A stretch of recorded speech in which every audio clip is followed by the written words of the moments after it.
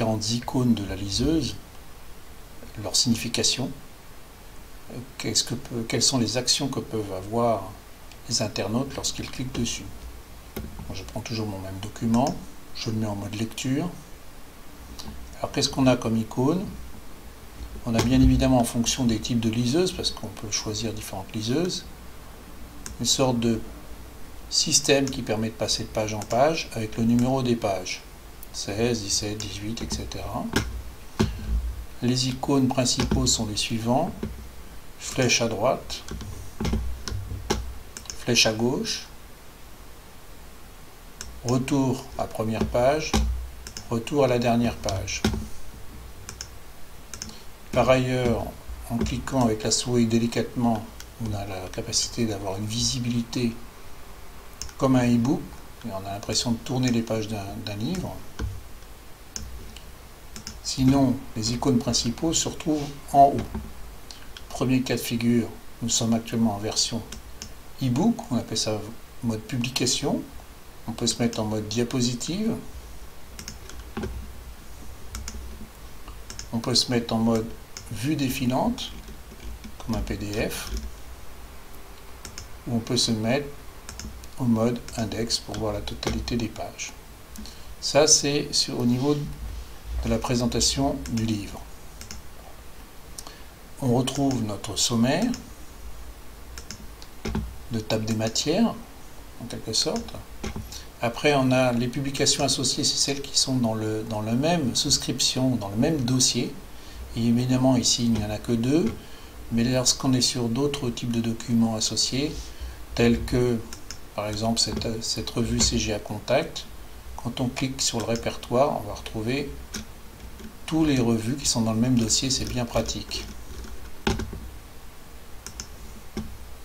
On a un mode ici de recherche qui permet de chercher des mots qui sont présents ou pas dans le document.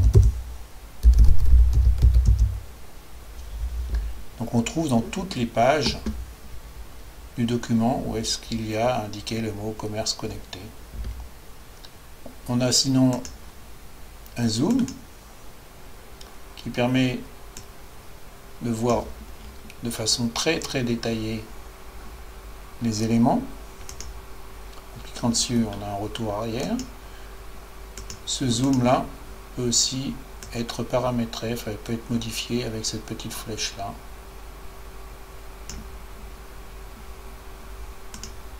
On peut aussi défilement manuel de façon à avancer sur le côté ou pas un certain nombre d'éléments.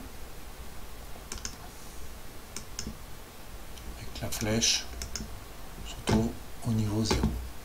On a évidemment l'impression, imprimer toutes les pages de la page courante. Ceci n'est possible que dans la version Platinum. Vous allez choisir évidemment votre imprimante connectée. On a le fait de pouvoir télécharger le document. Il récupère le fichier source. Si c'était un PowerPoint, on récupère un PowerPoint. Si c'était un PDF, on récupérera un PDF. On a les options de partage, partage sur Facebook, partage sur Twitter, partage par email, partager l'URL, donc l'adresse de ce e-book, l'option d'insertion, d'intégration dans un site, de façon à faire copier-coller pour pouvoir intégrer dans un blog, et puis ici la version plein écran, qui me permet d'avoir une lecture plus agréable du document. Pour quitter le plein écran, on clique sur la croix et on se retrouve dans la situation d'origine. Voilà tous les éléments présents sur la liseuse, toutes les actions que peuvent utiliser les internautes. Voilà les icônes et les actions avec lesquelles peuvent agir l'internaute.